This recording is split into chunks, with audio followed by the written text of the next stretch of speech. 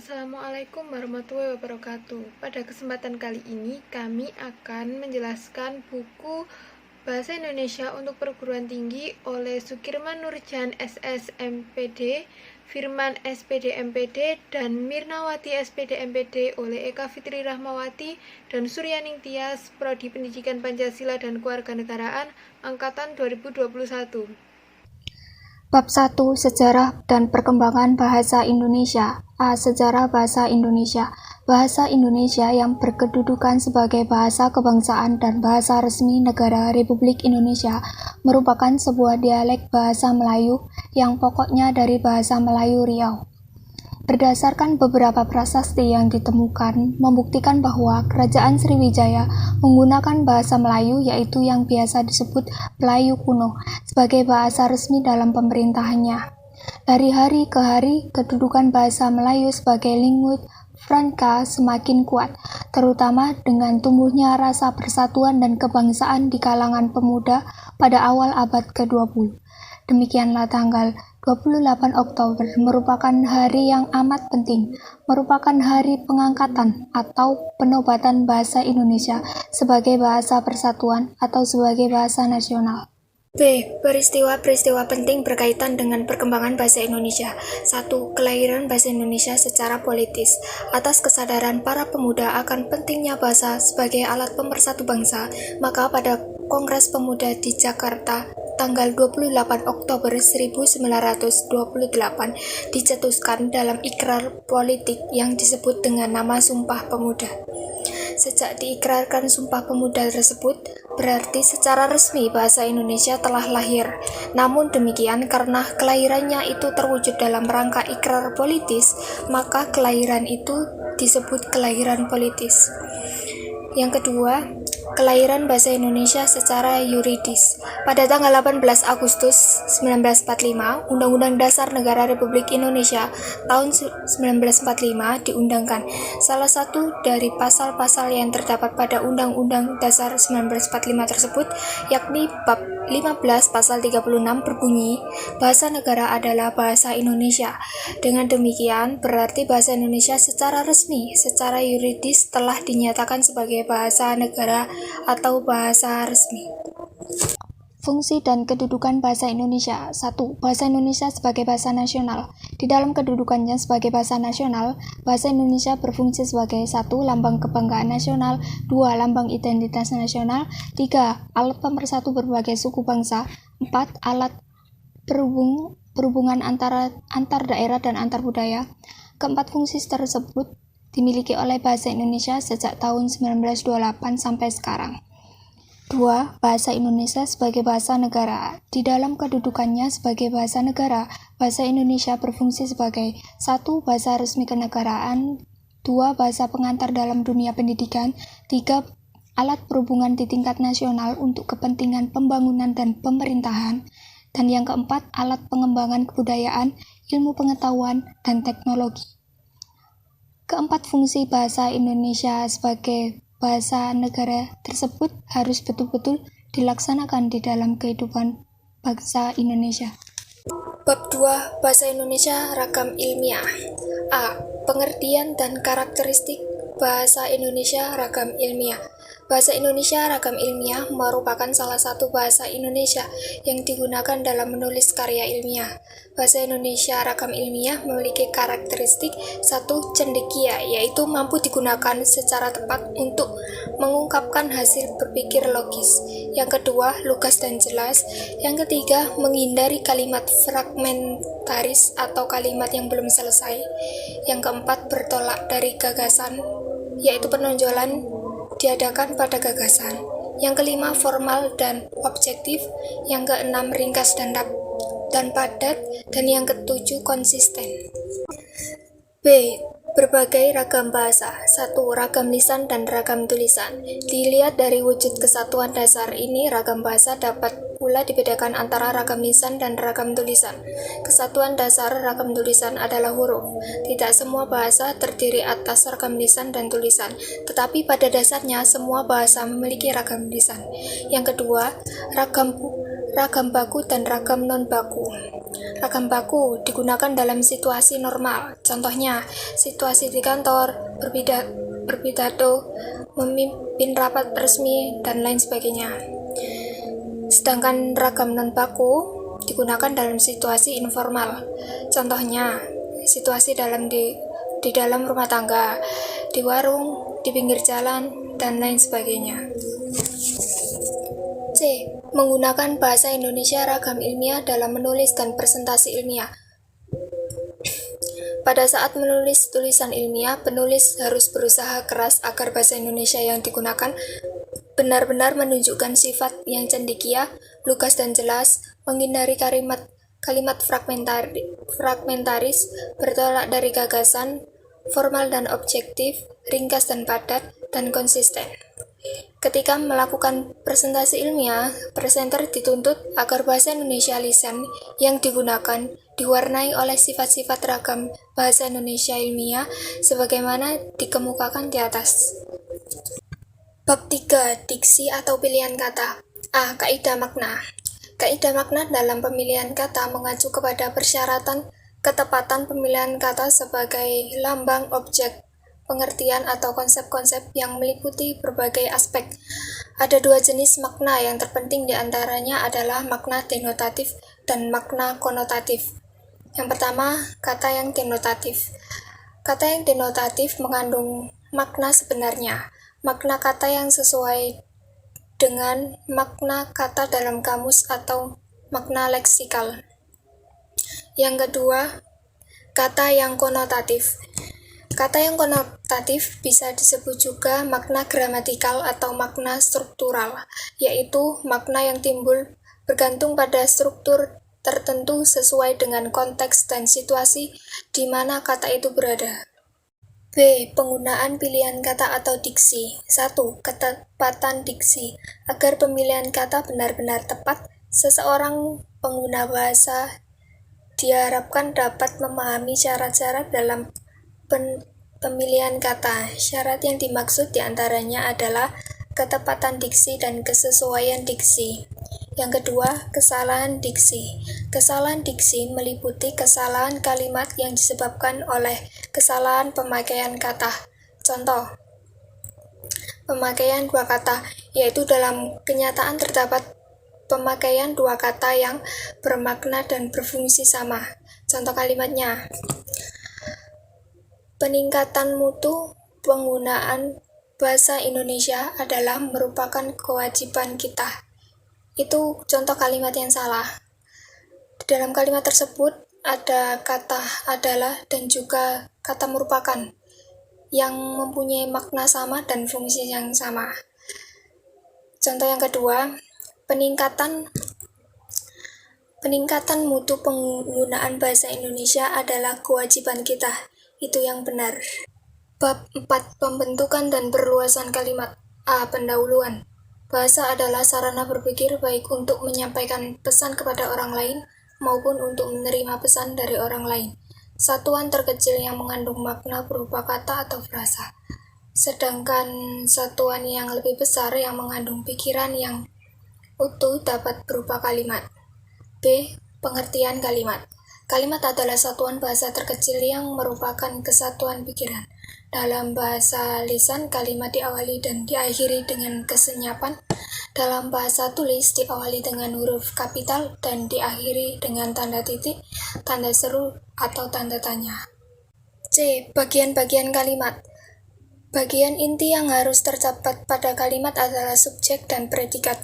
Bagian inti kalimat adalah bagian yang tak dapat dihilangkan dalam struktur kalimat. Subjek kalimat berfungsi sebagai inti pembicaraan, sedangkan predikat berfungsi sebagai penjelasan terhadap subjek yang dapat dilengkapi dengan objek atau keterangan. D. Kalimat tunggal. Kalimat tunggal adalah kalimat yang hanya menyatakan satu pokok pembicaraan yang dinyatakan pada subjek kalimat. Pola umum kalimat tunggal tersebut juga sederhana, yaitu SP, SPO, SPK, SPOK, yang dapat diubah menjadi variasi tertentu melalui pertukaran bagian-bagiannya. Contoh kalimatnya, Ia membaca buku kemarin. Ia sebagai subjek, membaca sebagai predikat, buku itu sebagai objek, dan kemarin sebagai keterangan waktu. Kalimat majemuk setara. Kalimat majemuk setara adalah kalimat majemuk yang terbentuk dari penggabungan beberapa kalimat tunggal yang setara kedudukannya dan menyatakan peristiwa yang terjadi secara berturut-turut atau dalam waktu yang bersamaan. Contoh kalimatnya adalah, ia menyadari kesalahannya dan berusaha memperbaiki kesalahannya. Selanjutnya F. Kalimat majemuk bertingkat. Kalimat majemuk bertingkat adalah kalimat yang terbentuk dari sebuah kalimat tunggal yang salah satu bagiannya mengalami perluasan atau penggantian dengan kalimat lain. Bagian yang lebih tinggi kedudukannya disebut induk kalimat, sedangkan bagian yang lebih rendah kedudukannya disebut anak kalimat. Contohnya, ia datang di rumah kemarin, itu kalimat tunggal. Sedangkan bila dijadikan kalimat majemuk menjadi, ia datang di rumah ketika kami sedang merayakan hari ulang tahun adikku. Kalimat majemuk yang diperluas. Kemarin mengalami perluasan atau pergantian. G. Jenis konjungsi. Konjungsi atau kata penghubung dalam bahasa Indonesia terdiri atas konjungsi intrakalimat dan konjungsi antar kalimat. Konjungsi intrakalimat adalah konjungsi yang terletak di tengah kalimat. Contohnya, dan, atau, karena, sehingga, sebab, dan lain-lain. Sedangkan konjungsi antar kalimat adalah konjungsi yang terletak di awal kalimat. Contohnya, akan tetapi, oleh sebab itu, oleh karena itu, dan lain sebagainya. Pada bab 5 yaitu pembentukan paragraf terdiri dari 10 subbab. Yang pertama adalah pendahuluan. Pikiran utama atau gagasan utama yang dikembangkan dalam tulisan disusun melalui seperangkat kalimat yang saling berhubungan dalam kesatuan yang lebih besar, seperti paragraf atau alenia. Yang kedua adalah pengertian paragraf. Paragraf adalah satu kesatuan pikiran, suatu kesatuan yang lebih luas daripada kalimat. Merupakan himpunan dari kalimat-kalimat yang bertalian dalam suatu rangkaian untuk menjelaskan sebuah pikiran utama, yang artinya dengan tujuan menonjolkan pikiran utama secara lebih jelas, dalam upaya menghimpun beberapa kalimat menjadi paragraf yang perlu diperhatikan dalam kesatuan dan kepaduan. Dan yang ketiga adalah struktur paragraf. Berdasarkan fungsinya, kalimat yang membangun paragraf terdiri dari dua macam. Yang pertama adalah kalimat topik atau kalimat pokok, di mana kalimat tersebut berisi ide pokok ataupun ide utama paragraf. Yang kedua adalah kalimat penjelas atau kalimat pendukung, di mana kalimat ini berfungsi menjelaskan atau mendukung ide utama pada paragraf tersebut. Yang keempat adalah tujuan pembentukan paragraf. Terdapat dua tujuan utama pembentukan paragraf. Yang pertama adalah guna memudahkan pengertian dan pemahaman dengan memisahkan pikiran utama yang satu dari pikiran utama yang lainnya. Yang kedua adalah memisahkan dan juga menegaskan pemberhentian secara wajar dan formal untuk memungkinkan kita berhenti lebih lama daripada pemberhentian pada akhir kalimat tersebut. Yang kelima adalah jenis-jenis paragraf. Berdasarkan fungsinya dan wujudnya dalam karangan, paragraf dibagi menjadi 3 jenis. Yang pertama adalah paragraf pembuka, di mana paragraf ini bertujuan mengutarakan suatu aspek pokok pembicaraan dalam karangan. Yang kedua adalah paragraf penghubung, yang dimana bertujuan menghubungkan pokok pembicaraan suatu karangan yang sebelumnya telah dirumuskan di dalam paragraf pembuka tersebut. Dan yang ketiga adalah paragraf penutup, yang dimana paragraf yang terdapat pada akhir tulisan atau untuk mengakhiri sebuah kalimat. Yang keenam adalah syarat pembentukan paragraf. Paragraf yang baik dan efektif harus memenuhi syarat-syarat sebagai berikut. Yang pertama adalah kesatuan pikiran, yaitu adanya hubungan tentang masalah yang menjadi pikiran utama. Dan yang kedua adalah koherensi dan kepaduan, di mana kepaduan paragraf dapat dibangun dengan cara tertentu dalam penggunaan bahasa berupa repetisi ataupun pengulangan kata ganti, dan juga kata transisi.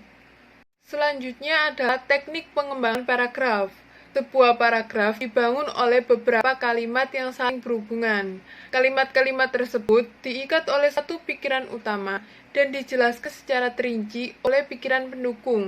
Selain itu, paragraf dapat dicermati dari segi sifat isinya yang sangat bergantung pada informasi yang nantinya akan disampaikan. Selanjutnya adalah cara penempatan pikiran utama. Di sini terbagi menjadi 4, yaitu pikiran utama pada awal paragraf, yang kedua adalah pikiran utama pada akhir paragraf, dan yang ketiga adalah pikiran utama pada awal dan akhir paragraf, dan yang keempat adalah pikiran utama secara tersirat, yang artinya tidak disampaikan secara tertulis. Pengurutan kalimat utama dan kalimat perjelas, yang pertama adalah urutan logis, yang kedua adalah urutan kronologis, dan yang ketiga adalah urutan klimaks dan antiklimaks. Selanjutnya adalah jenis paragraf menurut sifat isinya. Di sini terbagi menjadi 5, yaitu paragraf narasi, paragraf deskripsi, paragraf argumentasi, paragraf persuasi, dan paragraf eksposisi. Selanjutnya adalah pola pengembangan paragraf. Di sini terdapat 10 pola pengembangan paragraf. Yang pertama adalah pola pengembangan paragraf dengan cara umum khusus. Yang kedua adalah pengembangan dengan cara alasan-alasan. Yang ketiga adalah pengembangan dengan cara perbandingan. Dan yang keempat adalah pengembangan dengan cara contoh-contoh. Yang kelima adalah pengembangan dengan cara definisi luas. Yang keenam adalah pengembangan dengan cara campuran. Yang ketujuh adalah pengembangan dengan cara proses. Yang kedelapan adalah pengembangan dengan cara klasifikasi. Yang kesembilan adalah pengembangan dengan cara fakta. Dan yang kesepuluh adalah pengembangan dengan cara pernyataan. Bab selanjutnya adalah bab ke-6, yaitu keterampilan membaca. Pada bab ini terdapat 4 subbab. Subbab yang pertama adalah teknik membaca SQ3R. Langkah pertama adalah survei, di mana teknik mengenal bahan sebelum membaca secara lengkap. Hal ini dilakukan untuk mengetahui organisasi dan ikhtisar umum yang akan dibaca. Langkah kedua adalah question, yaitu dianjurkan pertanyaan sebanyak-banyaknya tentang isi bacaan tersebut yang terkait dengan judul, bab, subbab, ataupun subjudul. Langkah tiga adalah read, yaitu cara membaca yang digunakan ialah cara membaca secara kritis. Langkah keempat adalah recite and result, ialah berhenti sejenak dan coba menjawab pertanyaan yang penting dari bagian atau bab tersebut. Langkah kelima adalah review, yaitu terdapat beberapa aspek yang menjadi penekanan sekaligus teknik untuk menelusuri bahan, seperti menemukan ide pokok, mengetahui ide pokok paragraf, mengenali detail penting, membaca secara kritis, mengingat lebih lama, dan juga membuat catatan. Kegiatan membaca ditinjau dari segi terdengar atau tidaknya dibedakan menjadi 2. Yang pertama adalah membaca nyaring, dan yang kedua adalah membaca dalam hati. Membaca dalam hati sendiri dibedakan menjadi 2. Yang pertama adalah membaca ekstensi, terdiri atas membaca survei, membaca sekilas, dan membaca dangkal. Yang kedua adalah membaca intensif, terdiri atas telaah isi dan membaca telaah bacaan. Selanjutnya adalah teknik membaca skimming dan scanning. Menurut Sidorso pada tahun 1989 menguraikan, pada umumnya kecepatan membaca dapat dirinci sebagai berikut. Terdapat 6, yaitu membaca secara skimming dan scanning kecepatan lebih dari 1000 kpm. Yang kedua adalah membaca dengan kecepatan yang tinggi antara 500 sampai 800 kpm. Dan yang ketiga adalah membaca secara cepat kisaran antara 350 sampai 500 kpm. Yang keempat adalah membaca dengan kecepatan rata-rata yaitu 250 sampai 350 kpm. Yang kelima adalah membaca lambat yaitu pada kecepatan 100 sampai 125 kpm. Dan yang keenam adalah memecahkan persoalan yang ditunjuk dengan bacaan bersifat instruksional. Selanjutnya adalah usaha dan potensi membaca. Cara menghindari membaca lambat tergantung pada usaha diri kita sendiri. Usaha tersebut dapat kita tempuh melalui beberapa cara, seperti semua hambatan fisik harus segera disingkirkan. Yang kedua adalah benar-benar menyadari dan mau membaca lebih cepat, menyerbu bahan bacaan, dan agresif cepat menyelesaikan bahan bacaan tersebut. Yang ketiga adalah kita harus memaksakan diri untuk dapat menambah kecepatan membaca. Skimming sendiri adalah cara membaca efisien adalah tindakan untuk mengambil inti atau sari dalam suatu hal. Sedangkan scanning itu sendiri adalah cepat menemukan informasi, adalah suatu teknik membaca untuk mendapatkan informasi tanpa membaca yang lain-lain. Selanjutnya adalah membaca tulisan ilmiah. Yang pertama adalah membaca tulisan artikel, membaca kritis artikel populer, membaca kritis buku ilmiah, dan yang terakhir adalah membaca kritis bahan-bahan yang tersaji dalam jaringan internet untuk menulis. Pada bab ketujuh yaitu keterampilan menulis terdapat 3 tema. Yang pertama adalah menulis surat. Surat sendiri merupakan produk komunikasi tulis yang paling banyak digunakan oleh perseorangan, lebih-lebih oleh sebuah organisasi. Dari segi pemakaiannya, surat dibedakan menjadi 4, yaitu surat pribadi, surat dinas, surat bisnis, dan surat sosial kemasyarakatan.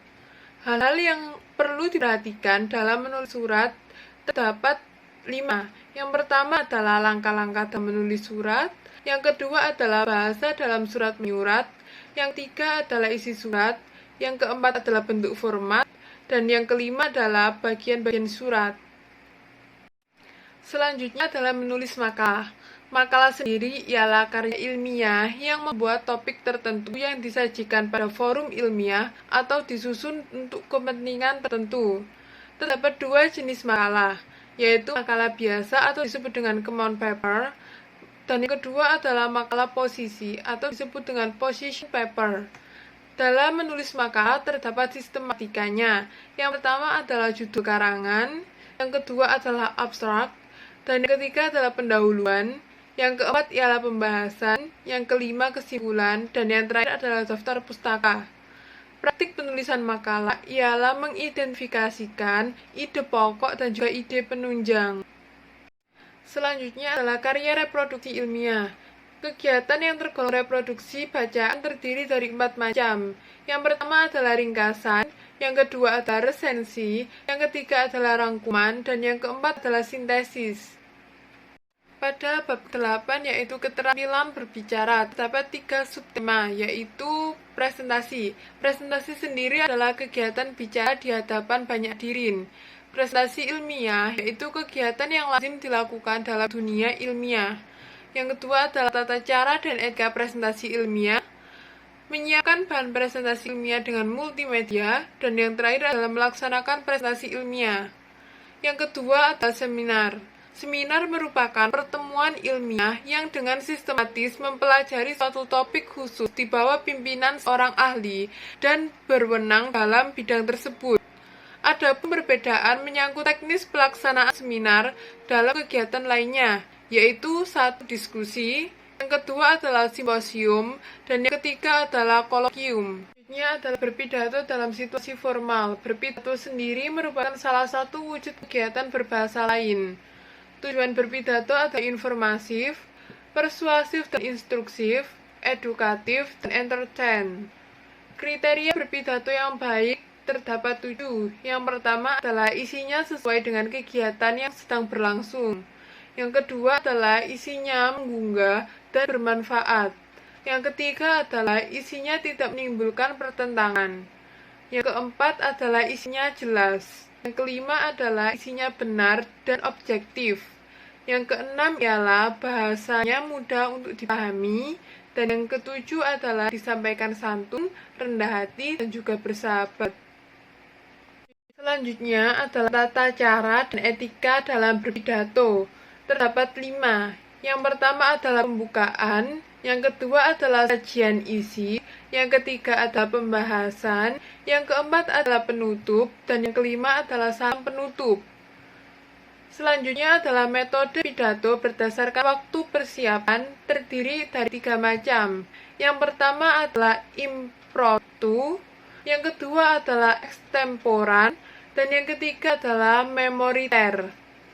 Selanjutnya ialah menulis naskah pidato, menyunting naskah pidato, menyempurnakan naskah pidato berdasarkan suntingan tersebut, dan yang selanjutnya adalah sistematika pidato.